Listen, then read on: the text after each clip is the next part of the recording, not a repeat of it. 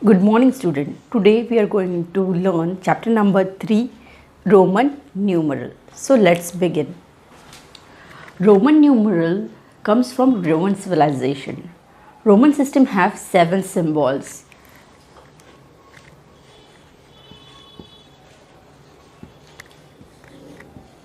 Roman system में 7 symbols होते हैं. Which are the 7 symbols? कौन से 7 symbols? I, V, X, L, C, D and M. These are the 7 symbols. ये 7 symbols Roman system में होते हैं. इसका उपयोग जो ग्रेडिंग सिस्टम में या फिर क्लॉक्स के अंदर, कैलेंडर्स के अंदर, वॉचेस के अंदर आजकल आपको देखने को मिलता है. मैथमेटिकल कैलकुलेशन के लिए इसका उपयोग बहुत कम ही किया जाता है.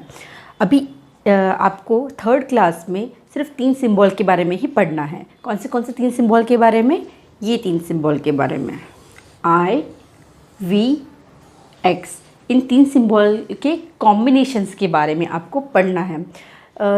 These 3 symbol are used to form up to 39 Roman numerals. ये 3 सिंबल की मदद से up to 39 रोमन न्यूमरल्स आपको क्रिएट करते आ सकते हैं. तो इनके बारे में हम स्टडी करेंगे. ये जो आपको सिंबल्स दिखाई दे रहे हैं, ये हर सिंबल को एक वैल्यू होती है. Each symbol have specific value. तो आई क्या रिप्रेजेंट करता है? आई जो है एक्चुअली ये इंग्लिश लेटर की तरह ही ये सिंबल दिखाई देते हैं. तो हर एक सिंबल की एक वैल्यू है. तो आई की वैल्यू क्या है? आई की वैल्यू होती है 1. ओके. वी की वैल्यू होती है 5. एक्स की वैल्यू होती है 10. एल की वैल्यू होती है 50. सी की वैल्यू होती है 100. डी की वैल्यू होती है 500. एम की वैल्यू होती है 1000. तो ये सिंबल्स की जो है वैल्यू है. ओके. तो अभी ये सिंबल्स और इसकी वैल्यू हो गई. कुछ रूल्स होते हैं रोमन नंबर्स को लिखने के लिए. तो कौन से रूल्स है इन सिंबल्स को लिखने के लिए, ये अब हम देखेंगे. Now rule number 1. Repetition of Roman numeral means addition. जब भी न्यूमरल बार बार आ रहा है, एक ही न्यूमरल अगर बार बार रिपीट हो रहा है, उसका मतलब होता है उस न्यूमरल की जो वैल्यू होगी वो ऐड होगी. यहाँ पर एग्जांपल नंबर 1 में आपने देखा आई और आई ये 2 बार रिपीट हो रहा है. तो आई की वैल्यू आपको पता है. आई की वैल्यू है 1, राइट. इसकी वैल्यू हो गई ये 1 एंड इसकी भी वैल्यू है 1. सो एडिशन इन दोनों न्यूमरल की वैल्यू को होगा. तो ये क्या रिप्रेजेंट कर रहा है? एडिशन करने के बाद जो न्यूमरल आपको मिल रहा है वो हिंदी न्यूमरल मिलता है. ठीक है. तो ये हो गया रोमन न्यूमरल, ये है हिंदू अरेबिक न्यूमरल. इतना ध्यान रखना. तो इसकी वैल्यू हो गई 2. तो इस रोमन न्यूमरल को आपने हिंदू अरेबिक न्यूमरल से रिप्रेजेंट कर दिया. Is it clear? जब भी रिपीट होता है, रूल नंबर 1 ये बताता है जब भी कोई भी न्यूमरल अगर रिपीट होता है तो उसका एडिशन होता है. नाउ एग्जाम्पल नंबर 2 देखेंगे.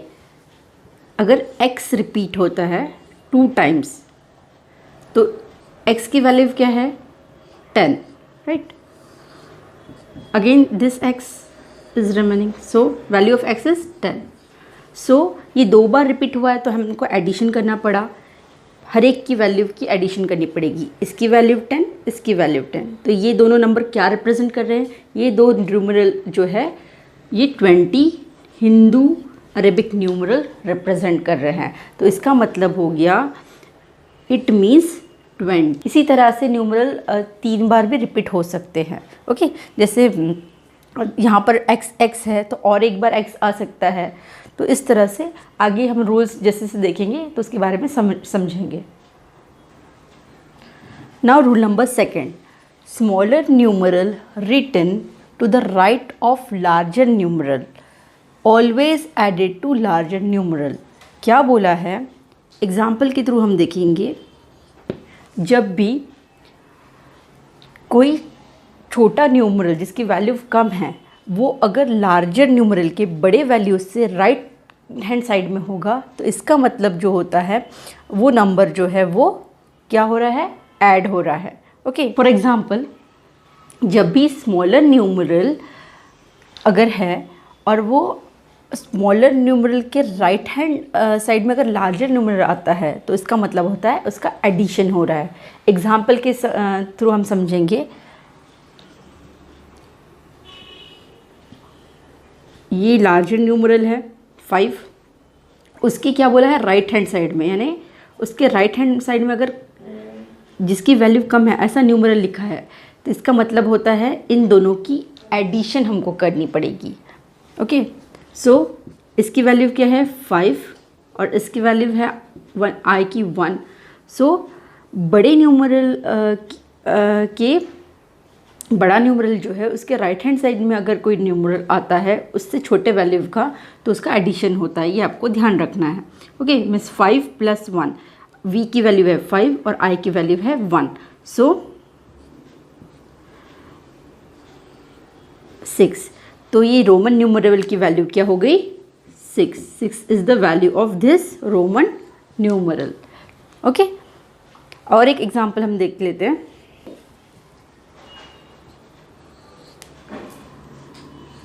x, ओके, तो x के राइट हैंड साइड में क्या है, 2 टाइम्स i आया हुआ है, तो x के राइट हैंड साइड में आने के कारण उसका एडिशन होगा, उनकी वैल्यू की एडिशन होगी। x की वैल्यू क्या है 10, i की वैल्यू 1, ये x की वैल्यू हमने लिखी, ये इस i की वैल्यू हमने लिखी, और फिर से ये एक i बचा है उसकी वैल्यू हम लिख रहे हैं और उनका एडिशन कर रहे हैं क्योंकि वो बड़े न्यूमरल के राइट हैंड साइड में, इसलिए सॉरी।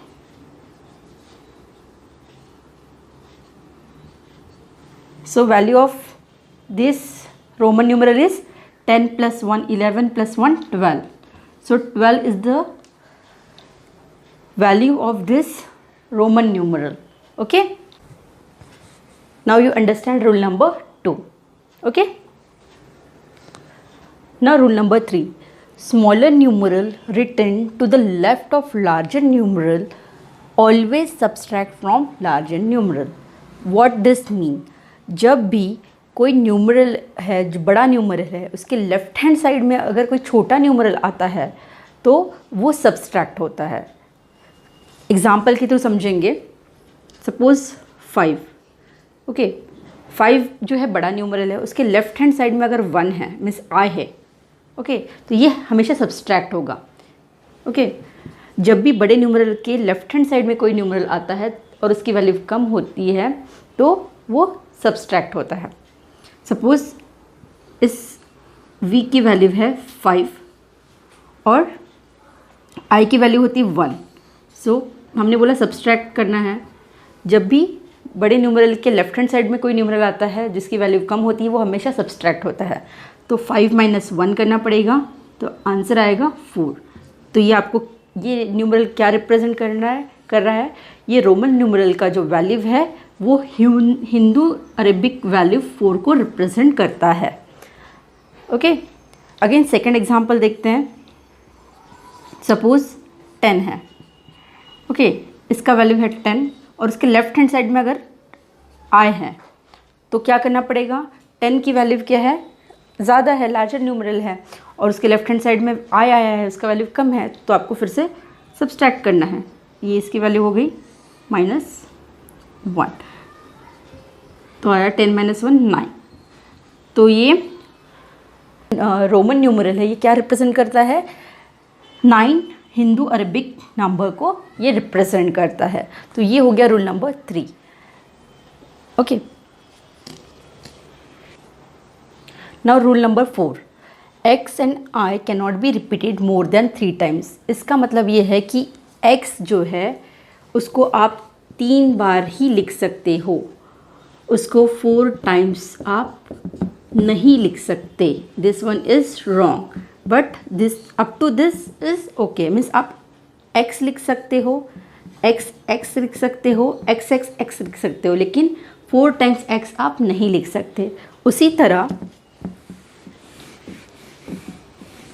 आप i को भी 1 टाइम लिख सकते हो, 2 टाइम लिख सकते हो, 3 टाइम लिख सकते हो, लेकिन 4 टाइम i आप नहीं लिख सकते। This one is wrong, up to this is accepted. यहाँ रोमन न्यूमरल हम लिखेंगे और उसका हिंदू अरेबिक न्यूमरल फॉर्म हम लिखेंगे। ओके, सपोज i है तो i की वैल्यू क्या होगी, 1 होगी। i रिप्रेजेंट करता है 1 को। ओके, नाउ 2 टाइम्स अगर i आता है तो इसका वैल्यू होता है 2। उसी तरह 3 टाइम्स अगर i आता है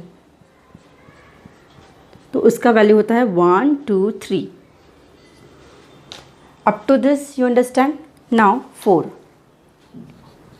अब हमको पता है रूल नंबर 4 के हिसाब से कि हम 3 से ज़्यादा बार एक न्यूमरल को रिपीट नहीं कर सकते। उस टाइम पे आपको क्या करना है, 5 की वैल्यू पता होनी चाहिए। 5 की वैल्यू सॉरी v की वैल्यू पता होनी चाहिए। v की वैल्यू क्या है, 5।